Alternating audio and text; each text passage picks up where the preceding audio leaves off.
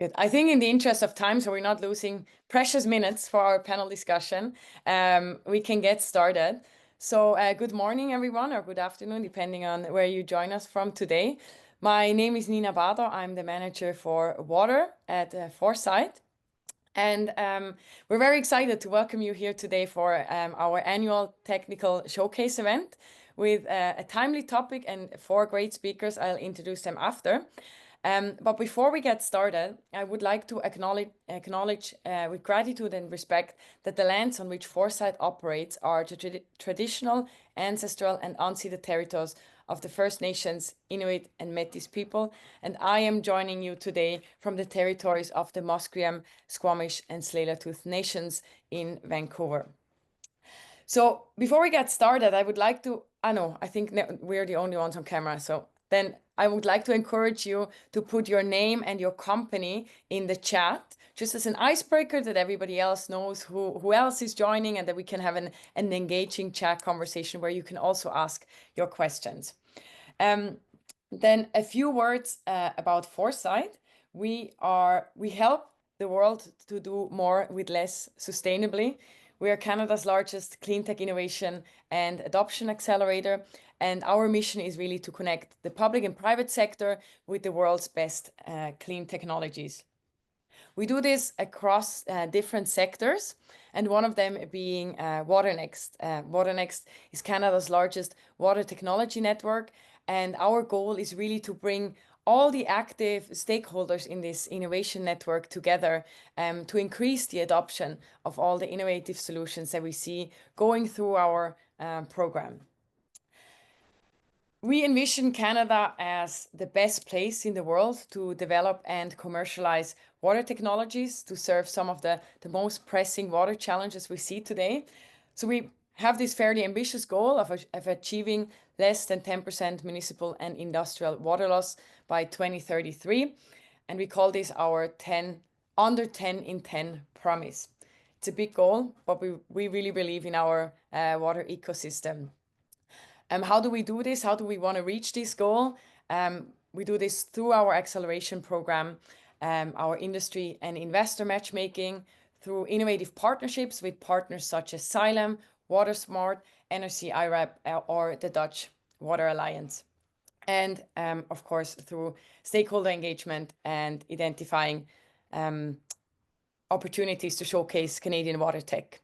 And I mentioned the partners. Two of those partners are here today. And I would like to give the word first to NRC IRAP, the National Research Council of Canada, the Industrial Research Assistant Program. Cliff is with us today. And Cliff, I would like to, can other people speak as well who are not panelists? I believe so. Not sure. Okay. Okay, sorry about that. Oh, thank you, Cliff. I see your message. So maybe we can do that towards the end of the session. I would really like to give our partner NRC IRAP and Xylem the word, so we can fix that in the back with the technical issues, technical setup, and then come back to it. But we just want to highlight that NRC, IRAP, and Xylem are two very valuable partners for this program. And with that, with no further ado, we would like to start our panel. We have four great panelists today, and I'm not going to spend too much time in introducing them because I think they're all going to do a deep dive into their work. But we have Barinder Rousseau, she's CEO and co-founder of Thirsa Earth. Kim Sturgis, CEO and founder of WaterSmart Solutions, WaterSmart being another one of our very valued partners at WaterNEXT. Kerry Chin, CEO and founder of Orca Water, and Corinne Linz, Vice President, Content and Partnerships at Actual Media. And Actual Media publishes, among other magazines, Water Canada as well, that many of you might know. And our moderator for today, Evan Pilkington, he's the strategic advisor for WaterNEXT. And I would like to pass on the microphone to you, Evan. Thanks, Nina. And thanks, everyone, for joining us today. I'm just going to echo some of Nina's comments off the top because I just want to reiterate that this is intended to be a conversation. So please be sure to hit the raise hand button or to introduce yourselves, as many of you are doing in the chat, and to include your questions in the chat so that we can direct them to our panelists. We're going to have people on our team watching for raised hands or for questions in the chat, so feel free to add them as your inspiration arises. So first, panelists, directed to you. I mean, it's worth highlighting that in addition to those who joined us this afternoon, it's part of our practice here at WaterNEXT that your comments are going to, not to intimidate you, but your comments are going to live on into perpetuity, as our ultimate intent is to record and share this discussion with hundreds of folks in our future cohorts and the people that we work with as references and inspiration on, and insight, so that, on their behalf in advance, I just want to say that everyone here truly appreciates your willingness to join and share your insights with us. And as some of you may know, I've met many of you and worked with you in the past in a variety of capacities. That on a personal note, I couldn't be more excited about today's panel, because I've been working in drinking water promotion and technology projects with startups for nearly 2 decades. And I've felt, and I know that many of you on this panel have also felt, that no matter how great your tech is, your ability to connect with your target audience is equally important, but for some reason rarely gets the same attention or effort in terms of startup work and the work that founders put in as a team. So I've really been looking forward to this discussion. Anyway, so today, as everyone can tell, we're focused on building business growth through effective storytelling. And the best way that we could imagine doing this is to hear and learn from industry colleagues like yourselves on this panel. So with this in mind, as Nina's mentioned, for everyone in the audience, we have 4 very knowledgeable panelists here. And to begin, I'd like to take a few minutes to let our speakers introduce themselves and their organizations. If you don't mind, to put you on the hot seat, Barinder, we'll have you go first, and then we'll go to Kim, Carrie, and finally Corrine, who are all innovators with differing perspectives on the industry. And Barinder, if you could please take a minute to describe your organization and your role within, and if you're willing, please feel free to share some of your key outreach and engagement challenges along your business development journey. So thank you, Barinder. Please go ahead. Thank you, and thank you for having me. And I'd like to apologize for any background noise after I said yes to this very important event. We got picked as an alternate to pitch at the NREL conference in Denver, and my pitch is right after this, so I couldn't go very far away. So normal startup type challenges, but I'm Marinder Rasodi, CEO and co-founder of Tersa Earth. I have the privilege and honor of representing 3 PhDs, women who have built out a technology, a microbial fuel cell that is able to extract metals, neutralize water, and we've just bit of exciting news, filed our patent for the pre-treatment of brine for lithium. So as startup founders, when we're juggling many things and have many responsibilities, I also often call myself the team mom.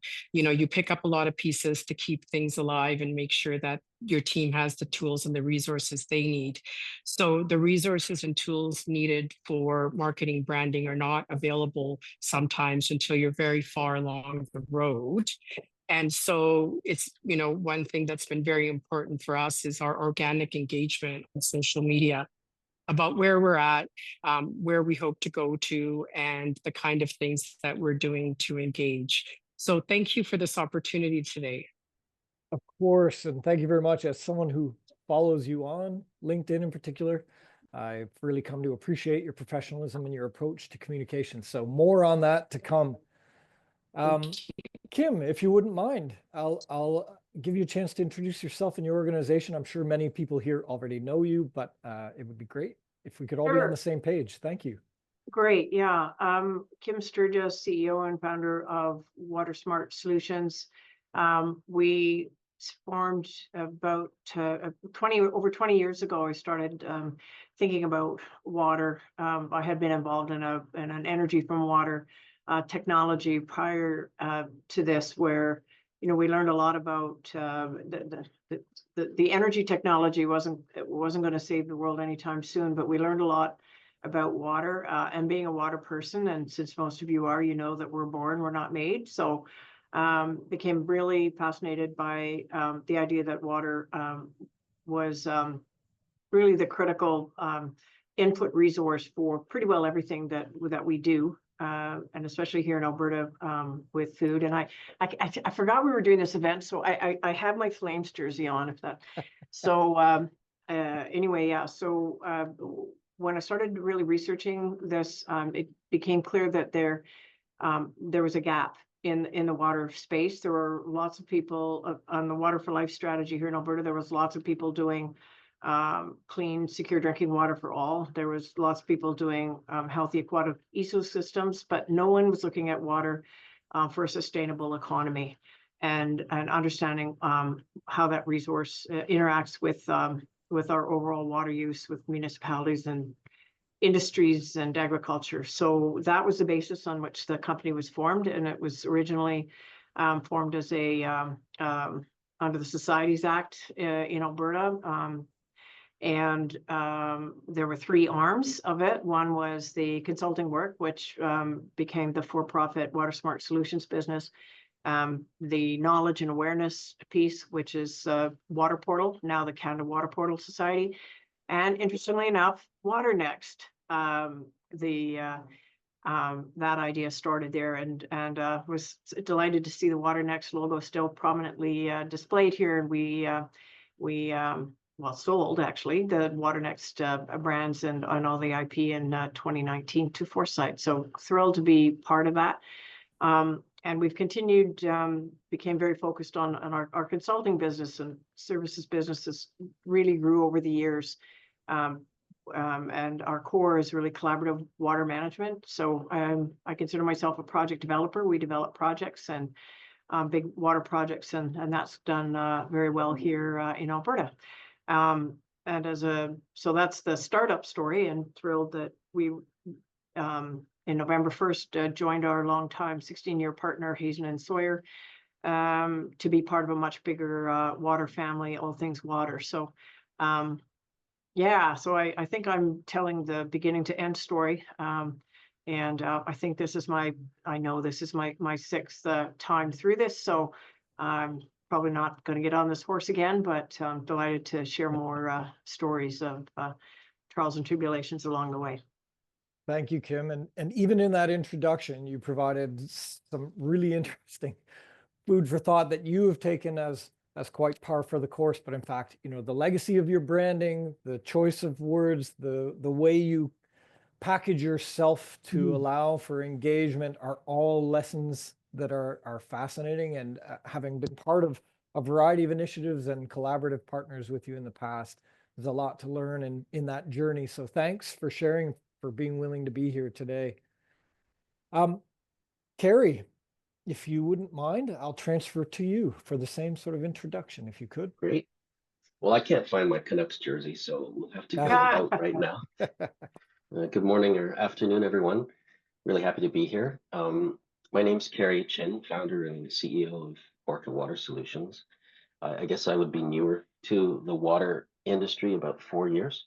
So we are an investor-backed early revenue, 3-time IRAP grant recipient, thankful for that, Foresight graduate, water tech startup. Over the past 3 or 4 years, we've developed what we believe is the world's most compact, easiest to install, non-intrusive ultrasonic water meter that requires no pipe cutting and no plumbers. So along the way, we've built as it turns out, an entire platform of devices for water monitoring and analytics, basically hardware and software that delivers broad, high-level water activity and leak status, as well as detailed consumption. And when we started out, that was meant to be right down to individual fixture and appliance level.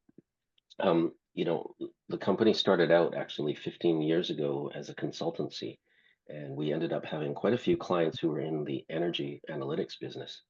And we thought to ourselves, if this detailed analytics for energy was so important, really, we could perhaps begin to do the same thing for water.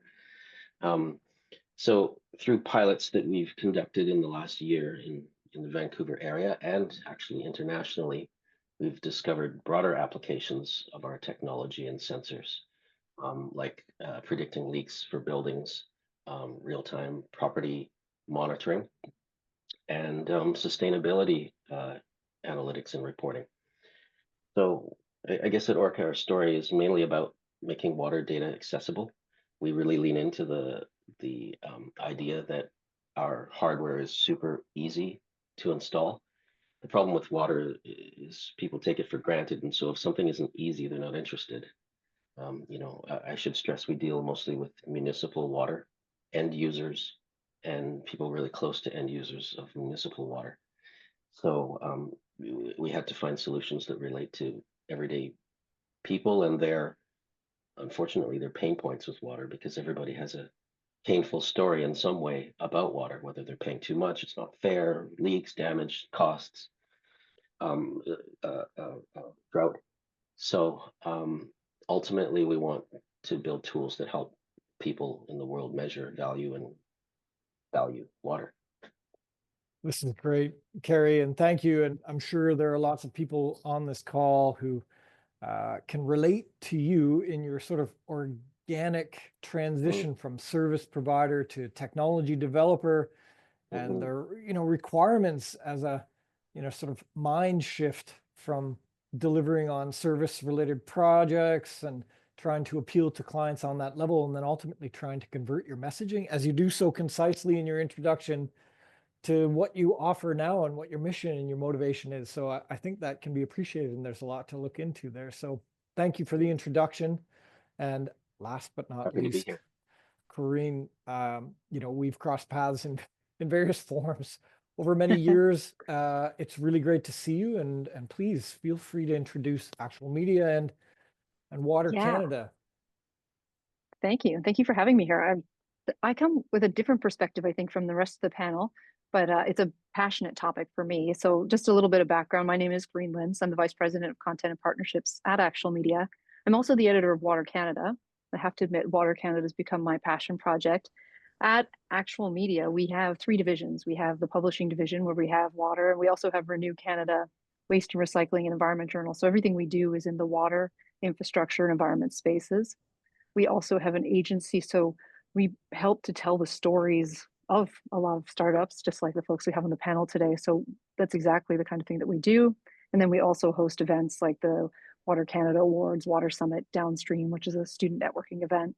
So that's what we do now. I guess backtracking a little bit, my story is that I was a young journalist, facing my last summer before graduation. I said, no matter what, I'm going to get a job in publishing, because I was absolutely determined that I did not want to work, at a fast food restaurant or whatever have you. I was taking myself more seriously.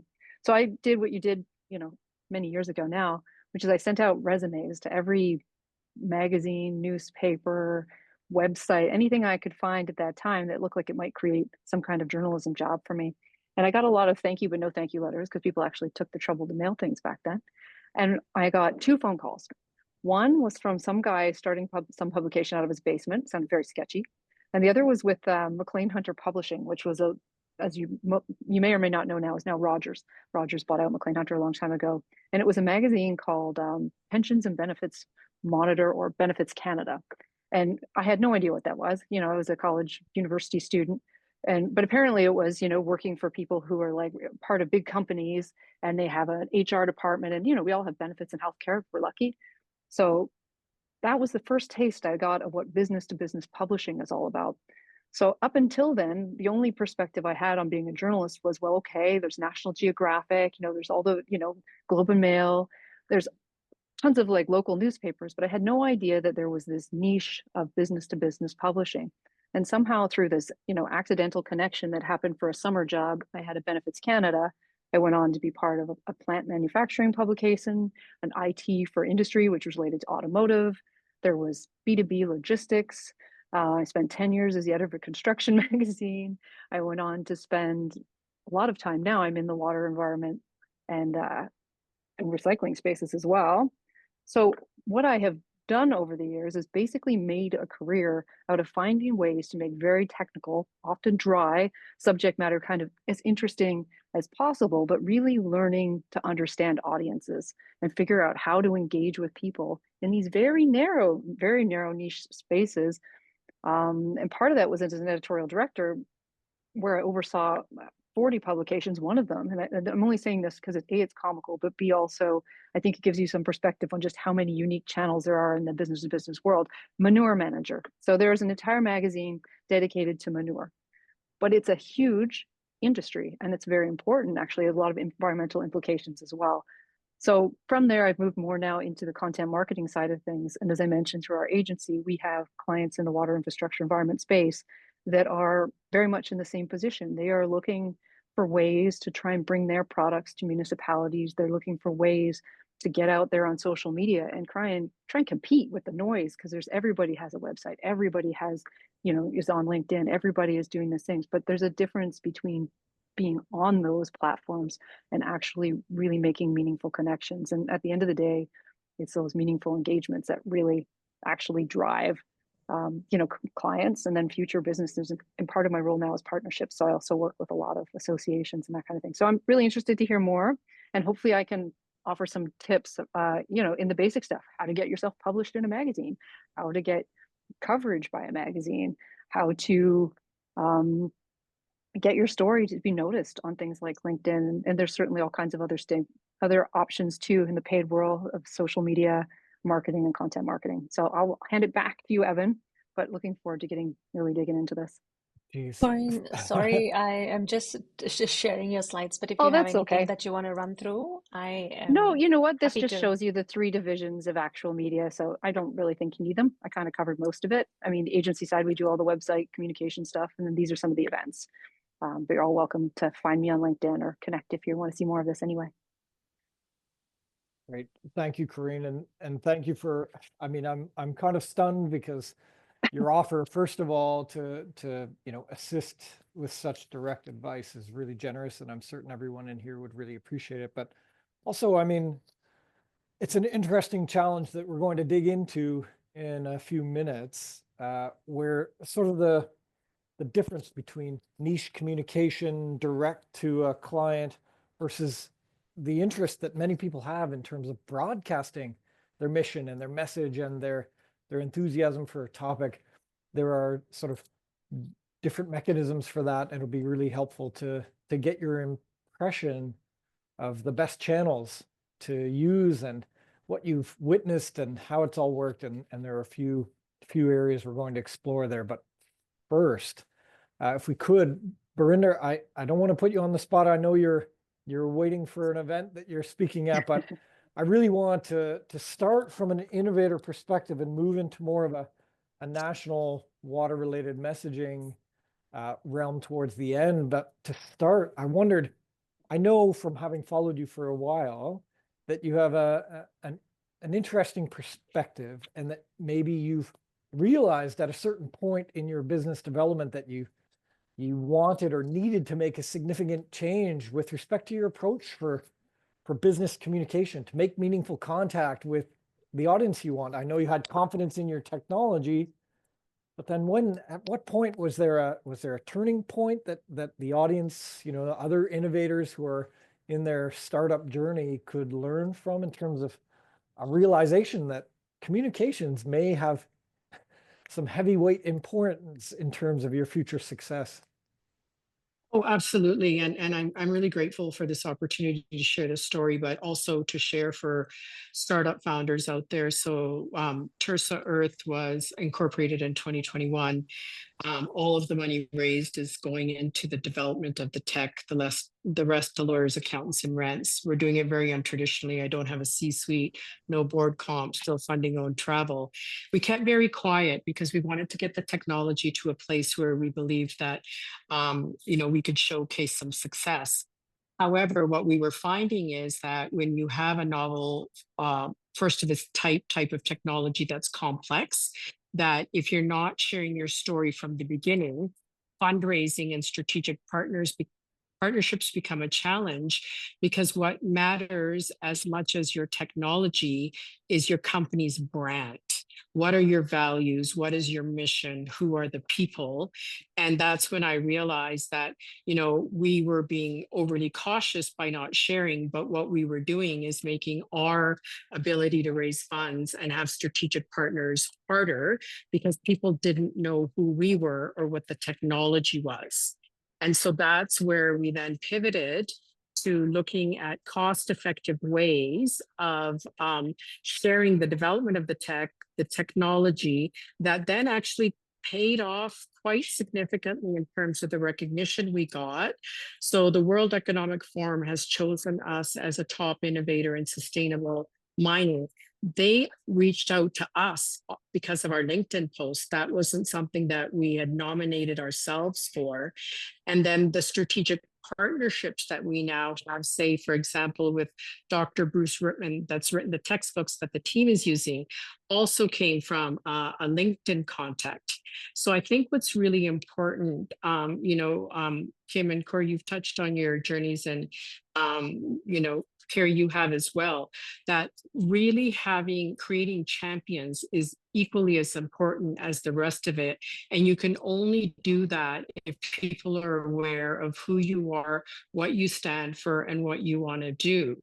We're having great success. So we have two parts of our process. One is the MFC and the second is the MICP. They can be used in tandem or they can be used separately.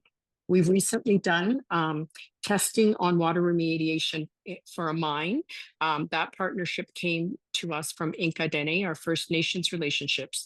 And I'm very proud to say we had phenomenal results with being able to get the water to discharge levels with the first pass through our system.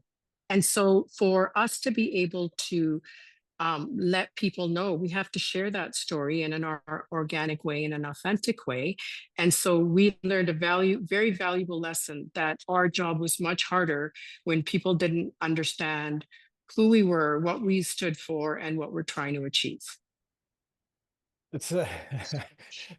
I think there are probably, I can't see them, but I imagine lots of startups on this call, scribbling down messages and considering how they can perhaps engage and use tools like LinkedIn more effectively. I mean, we could almost, I imagine, host a whole how to use LinkedIn workshop to help people get off the ground in this, because it's an art. It's a challenge to get beyond yourself, to get outside of your comfort zone, as you mentioned at the start, and start promoting yourself, not to brag necessarily, but to make people aware of this trajectory over time so they can see your development. It's very helpful for you to share that, and I appreciate it. I wonder, Carrie, do you, as a small company yourself, I mean, would you say you've had similar challenges or a similar realization at some point in your trajectory that you really need people to hear about you, to hear about your transition from service to product, and how did you go about targeting these new audiences? Is it also a social media journey? Were there tools you used? Absolutely. Well, we had to get our heads out of the technology world first and try to speak different language that our potential customers would understand. So, in the early days, I was super excited about the technology, we had created something that we then filed a patent for around, the distributed sensing of water flow and measurement of uh, of of individual contributions to consumption or some technical thing, and no one cares, actually. Um, we would demonstrate our ability to show in a house how you could zero in on one shower and look at how much consumption that entailed. And that didn't really resonate well either. So when we brought on a business development person, his name is Glenn, 2 years ago, and that completely shifted the focus to, let's go ask customers what they care, what they want. We'll show them what we have, and then let's hear what they think about what we've presented them. And I think that's caused us to pivot about 3 separate times. And it's actually the very same technology that we developed originally, now applied in about 2 or 3 focused niches. And we've found traction in that manner. So I guess what I'm trying to say is we had developed technology and we hadn't found a home for it. And the discovery process was literally 2 years of showing people what we had and then listening to what they cared about. And that was our zeroing in on how we're going to make money from this idea. And I guess I'm pretty happy with the results. Yeah. So we didn't even have time to talk about values. We were like, this is what we stand for. It's our technology. Don't you love it? Yeah, I mean, Kerry, you are touching on something that is really critical with respect to, the term, I think Corinne used it most recently, the idea of meaningful communication is not strictly broadcasting, right? I mean, we're not just transmitting your message and your enthusiasm out into the world. It's a piece of it, but hearing what people think of that tool or approach or a contribution to an industry in whatever respect, you have to listen, receive, and be willing to receive that feedback is such a huge part, actually, and you taking the extra step to pursue it.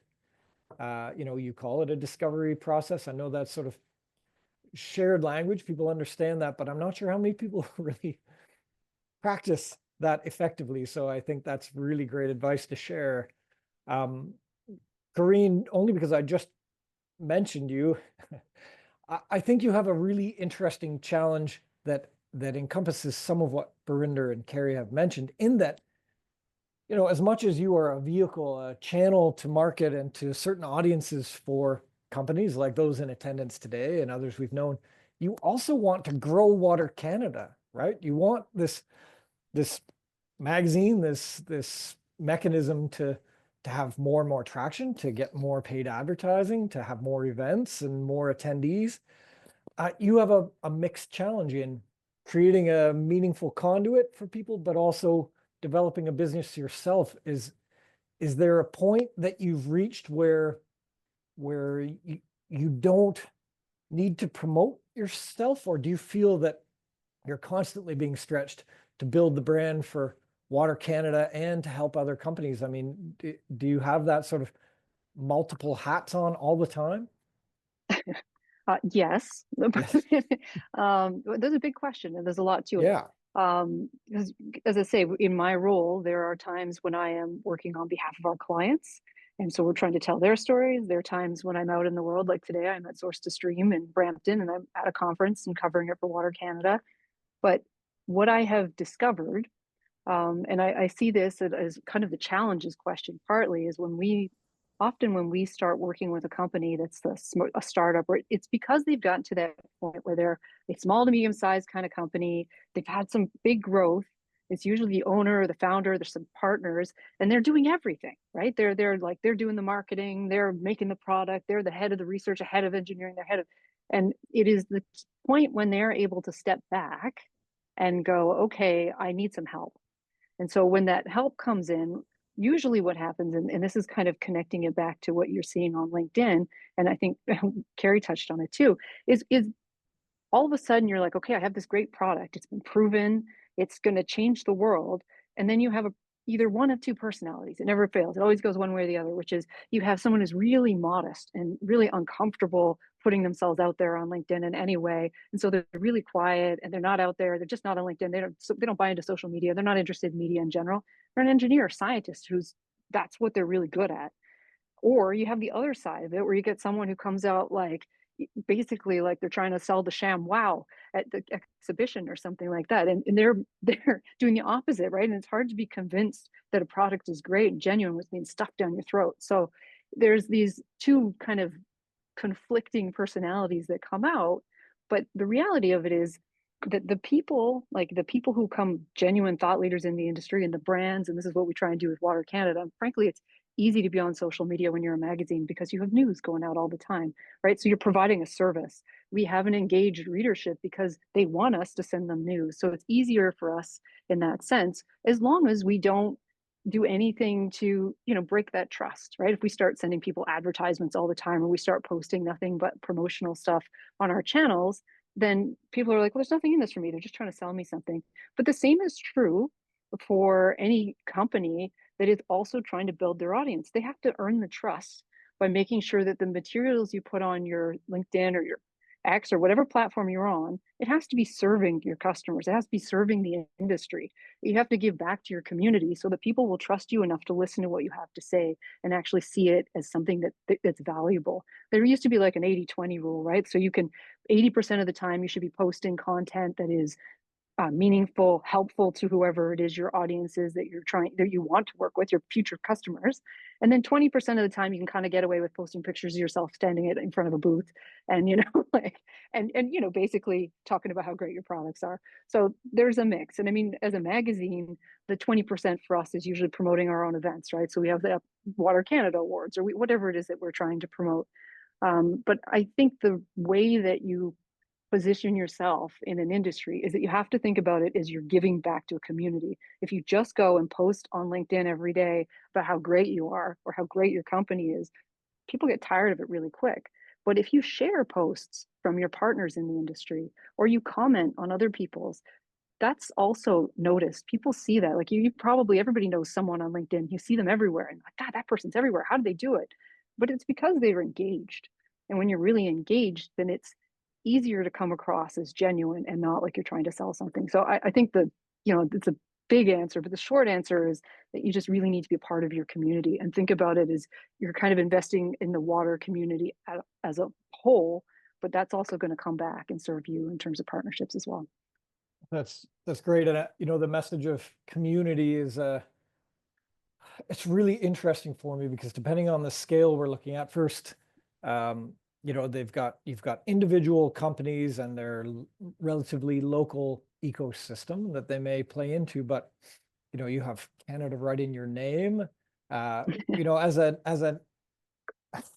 nation, this I don't want to get too highfalutin, but this really does matter to the organizations here that we're trying to represent an industry. These startups are entering into an existing ecosystem, and there's an aspiration as a whole, as an entity, we're trying to promote and build a reputation through our contributions of technology or services to build a reputation for Canada as a place to look for innovation, right? A company that exports expertise. We're water rich. We have interesting technology to share, interesting directions that we've invested in. And I wondered, Kim, this is a topic that I know we've crossed paths on in the past because I was involved in an organization called WaterTap Ontario, and there were interests in building a national promotional exportable message for Canada. Do you think that Canada, these companies that are entering into an industry that has national reach, do you think Canada has a coherent message, and are people listening to it? Do people look at Canada as a place for technology and water related solutions, in your opinion? No, I think, but there's a couple of differences. And I was listening to what Corinne was saying closely. So if I can just reflect back on that for a moment, Please. What I started WaterSmart, nobody was kind of in the space, and so the game was I just started contributing. I got involved in anything to do with water stuff, and because I had a reputation, some celebrity. I mean, that's kind of what you're talking about. Previously, I was able to bring that and then get involved in a lot of these water conversations and just say, how can I help? How can we help? And I think that's what our mantra is today, is with our many clients, and we put together these massive collaborations on water. And it's based on people trusting that we're going to deliver really the best solution that is possible to get under the circumstances, on time and on budget. And that's when people started coming to us to help them solve their problems. So I'm baffled by the whole LinkedIn conversation, because for me, it's always been about, where can I plug in and help solve problems. And that's what our whole team does, is how can we help solve your problems? And that's why people come to us. So to your question, in terms of where Canada sits, it's I think what Canada, and by the way, I love WaterTap, you know, Brian Margalis and those guys are dear friends of mine, and I it's a shame what happened to it. But I think one of the challenges is that people are just now all of a sudden realizing the water's important. I mean, we were the voice in the wild for years. The water's not important. We'll just go build this hydrogen plant in Medicine Hat. All good, right? No, there's no water in Medicine Hat. Okay, no, you can't build a hydrogen plant there. And so I think the fact that people are now starting to lose, they're losing money, like they're investing money in things that can never happen, and they're having to write off these investments. It's now a water security risk. It's a risk. You've got to secure your water first, and then you can start to build, you know, then you can start to make the investments in plant and equipment when you know that you actually have your water solution in place. That's what's really made the difference. So in terms of technologies, there's a lot of tech out there. You know, we see a lot of it, and there's some really great innovative solutions. In order for people to want to buy it, they have to understand that they need that in order to be able to conduct their business and minimize their risk and minimize their exposure to that water risk, water security. We're doing so many things now called water security projects. So I think that's the thing. Are people coming to Canada for tech? Maybe, but I think my aspirational goal is people come to Canada because we actually know how to better manage our water resources.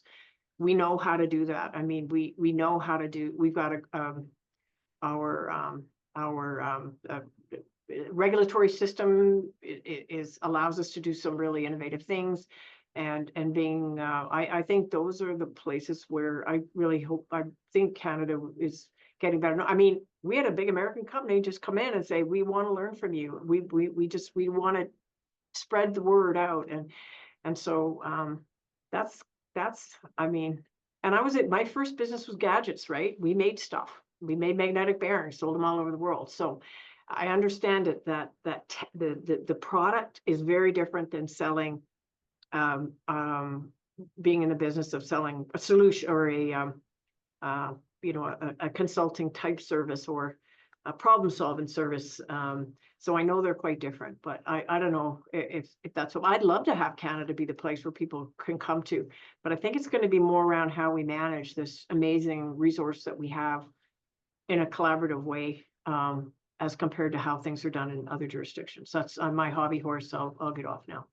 Yeah, no, I mean, I asked because it's a topic I think, again, we could probably discuss for quite some time.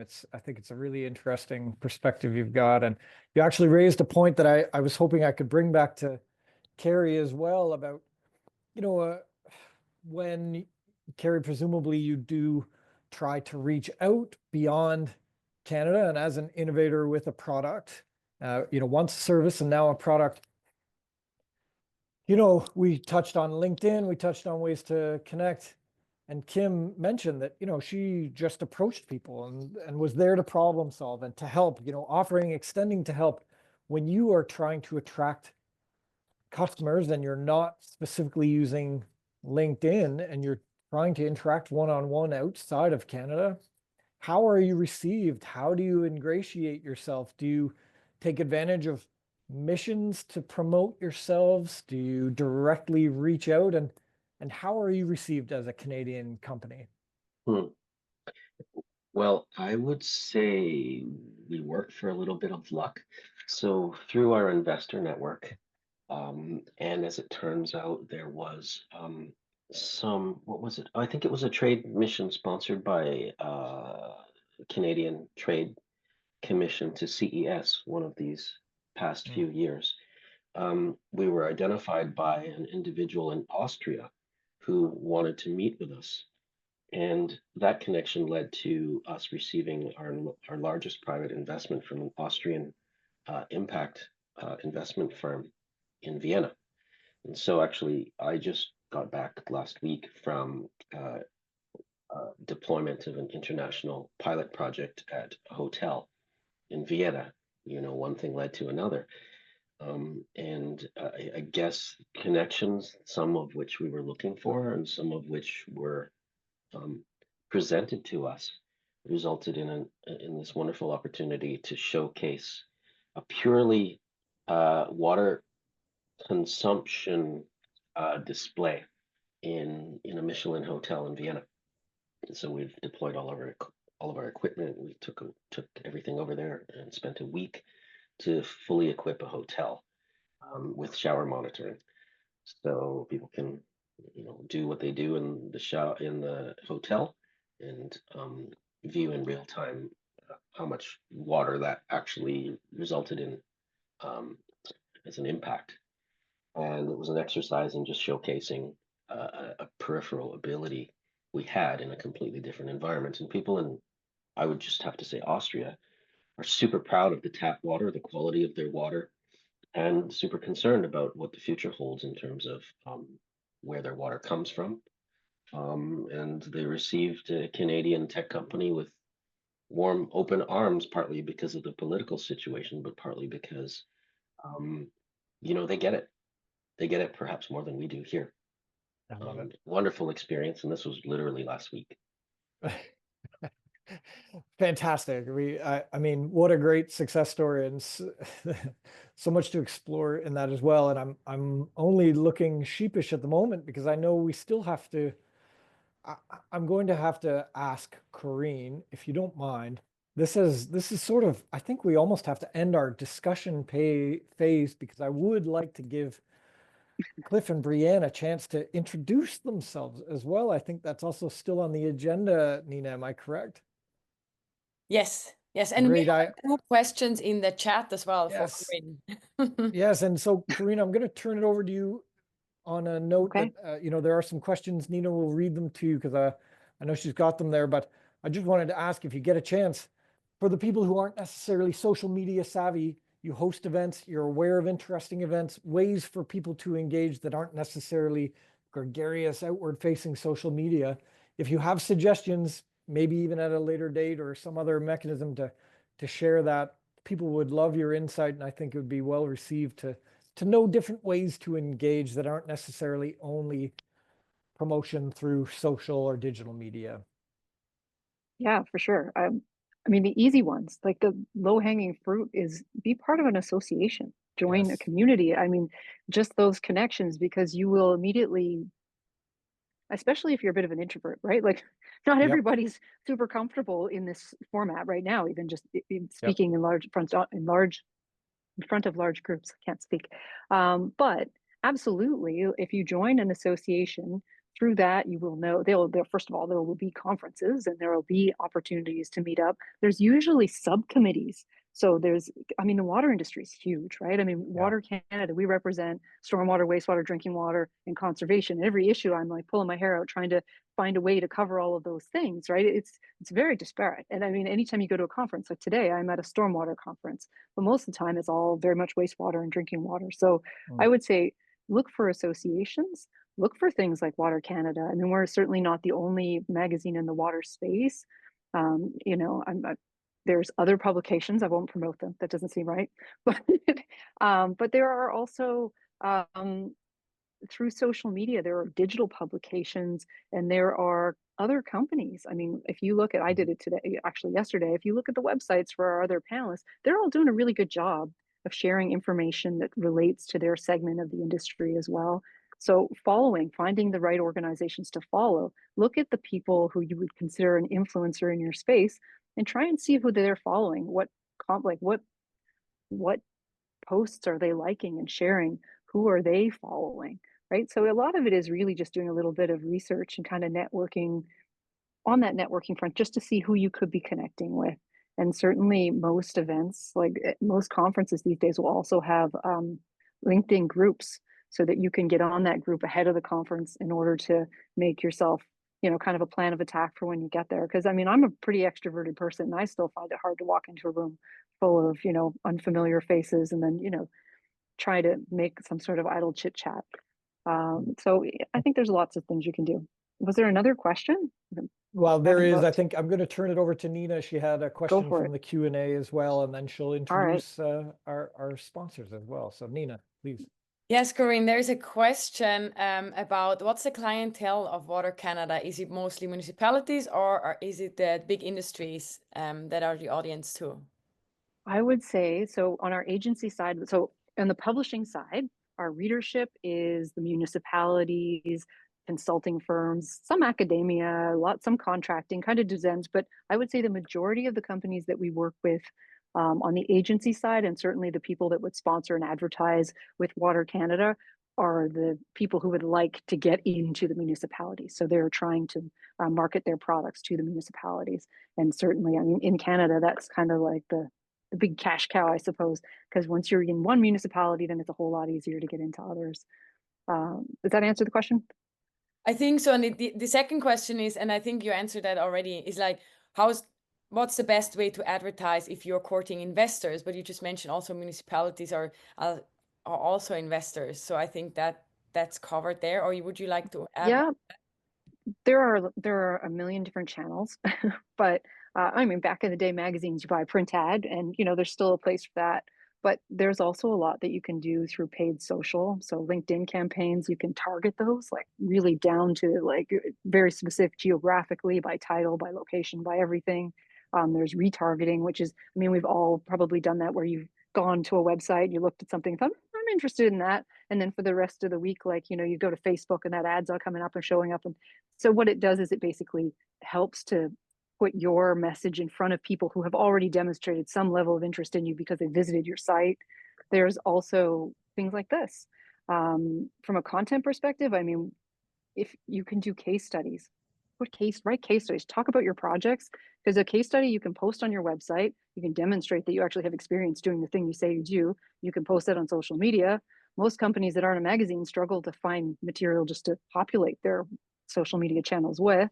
And then you can also pitch those case studies to industry publications like Water Canada or whatever the niche is that you're looking at, and then potentially get more PR out of it as well. So just a few quick options. Thank you, Corinne.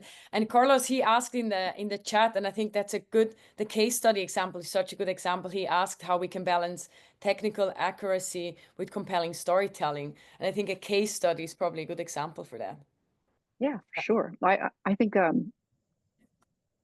if you think about what your potential customer would type into Google, like what would they look up? I have a problem with, how is this going to help me? If you have a case study or you have language on your website that answers that solution right away, they're going to, as soon as they land on your site, they're like, oh, I found the right thing, right? Mm-hmm. So, but case studies, as I say, and case study, if done correctly, will also make your client look really good.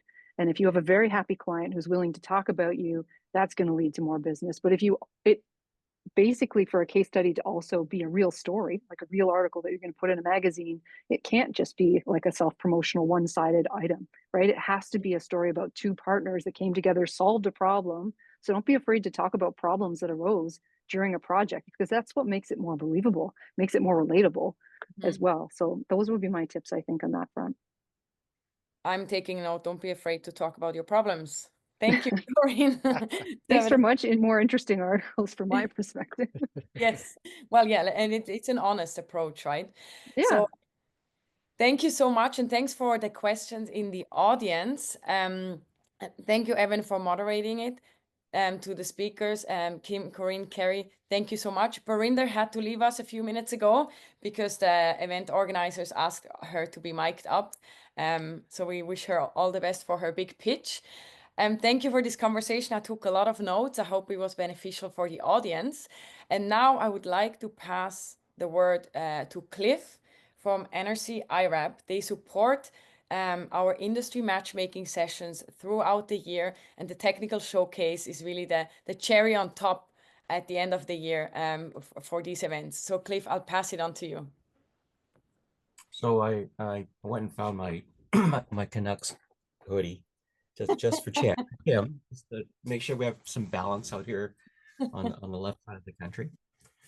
So go Canucks. So I'd like to thank Foresight for putting this whole series together. When we talk about storytelling, I've seen lots of pitches. I've been involved in a lot of events, and the most compelling ones, the ones that you remember, is someone who tells a story that related to their purpose and why they do things. So this was an interesting hour and a half we spent together, because it's different than most of these sessions, and I think it's extremely meaningful that you have a good story and you get it out there.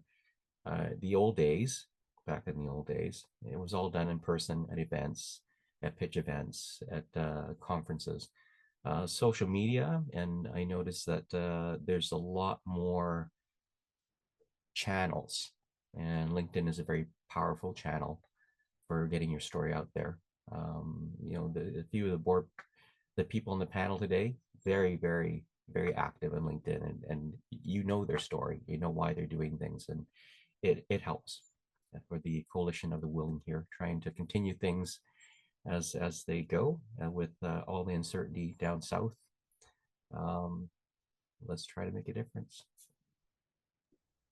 Thank you, Cliff. Thank you so much for your ongoing support. We really appreciate it for us as an organization, but of course for all the ventures as well. And I would like to pass it on to Brianne Nakamura now. She's from the Xylem Innovation Labs, and they're very good partners of ours. So Bri, the floor is yours. Yeah, thanks so much, Nina. Hi, I'm Bri Nakamura. I am the Open Innovation Manager for Xylem Innovation Labs. For those of you maybe not familiar with Xylem, we are a Fortune 500 water technology company. We like to say we do everything from treating, moving, and sensing water quality. So sort of the whole gambit, but this conversation was just really, really interesting for me, at least. I actually am a little bit glad that we did not introduce ourselves at the top of the hour, so that it made me stay.